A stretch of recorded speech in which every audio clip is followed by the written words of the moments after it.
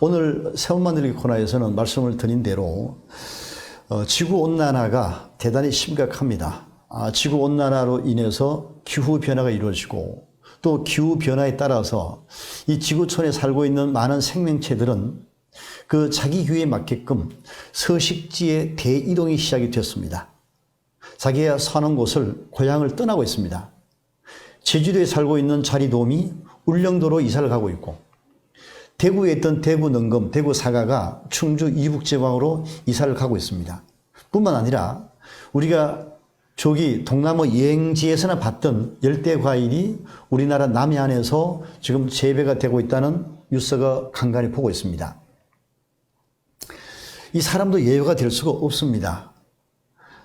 보면 이 국제자연보호연맹 IUCN에서는 2만 종류가 넘는 그야말로 이 지구온난화에 따르는 기후변화에 적응하지 못하는 개체, 생명체들은 2만 종류가 넘는 생명체가 지구상에서 사라질 수 있다.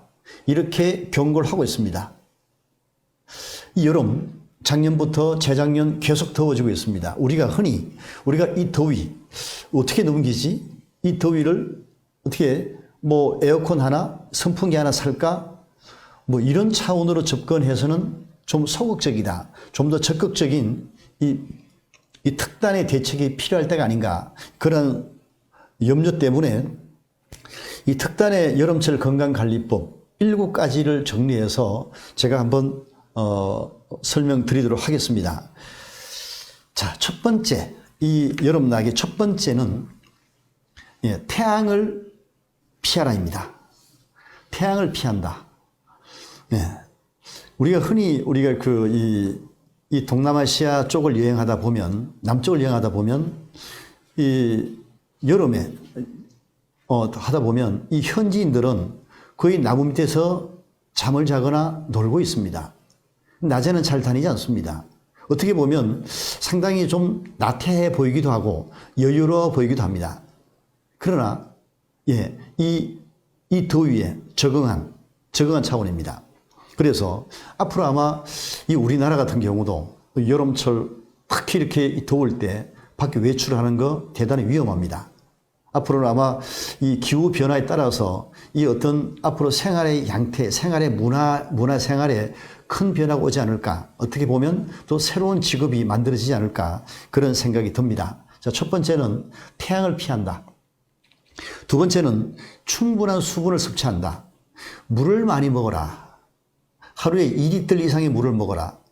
공통적인 전문가들 얘기입니다. 자, 물을 먹으면 어떻게 먹는 것이 가장 효율적일까? 이 부분에 대해서 제가 검색을 해봤는데 가장 보편적인 상식이 식사 전후 30분 전후는 물을 먹지 말고 식전 30분 전후를 피해서 하루에 2리터의 물을 충분히 먹어줘라. 이렇게 적혀 있습니다. 대단히 일리 있는 얘기입니다. 왜냐하면 우리가 음식을 먹을 때는 우리 소화 효소가 소화를 시키는데 거기다 물을 많이 먹게 되면 소화시키는데 효소에 작용하는데 많은 어려움을 겪습니다. 그래서 물을 많이 드시되 식사 전후에 30분 전과 후에는 물을 피해서 그 이후에 물을 충분히 먹는다. 이렇게 권하고 있습니다. 그리고 특히 이 물을 많이 먹는 것도 중요하지만 물을 먹는 것만큼 중요한 것은 바로 식이섬유를 함께 드셔야 됩니다.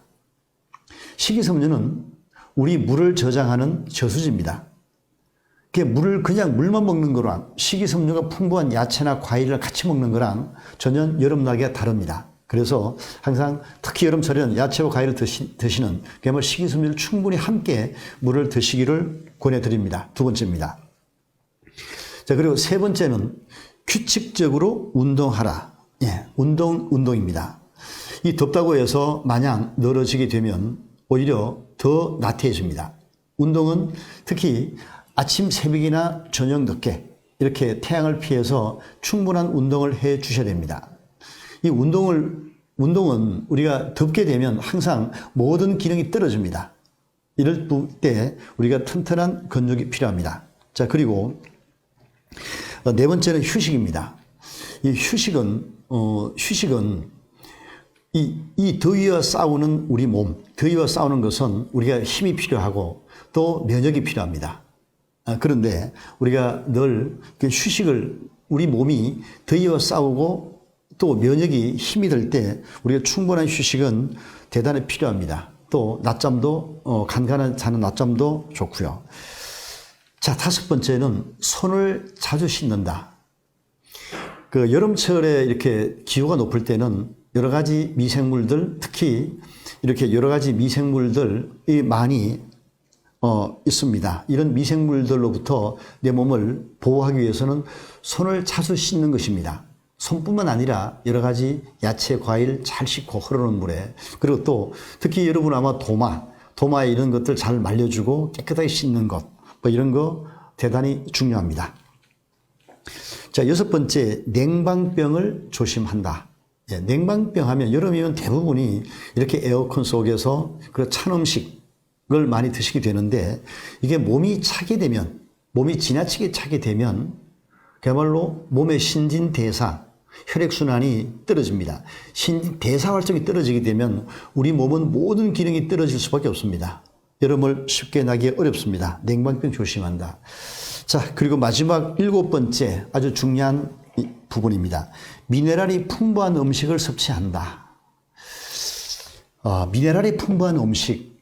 우리가 땀을 흘리게 되면 여름철엔 땀을 흘릴 때는 반드시 함께 빠져나가는 영양소가 있습니다. 바로 미네랄입니다. 흔히 우리가 전해질을 하기도 하죠.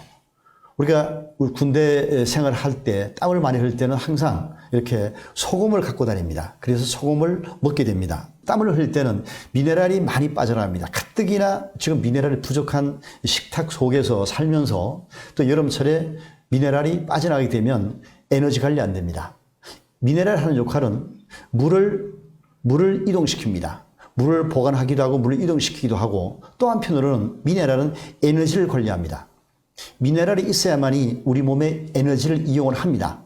미네랄은 외부에 있는 에너지를 내부에 있는 에너지를 각각 조직으로 전달하는 그러한 역할을 하는 것이 바로 미네랄입니다.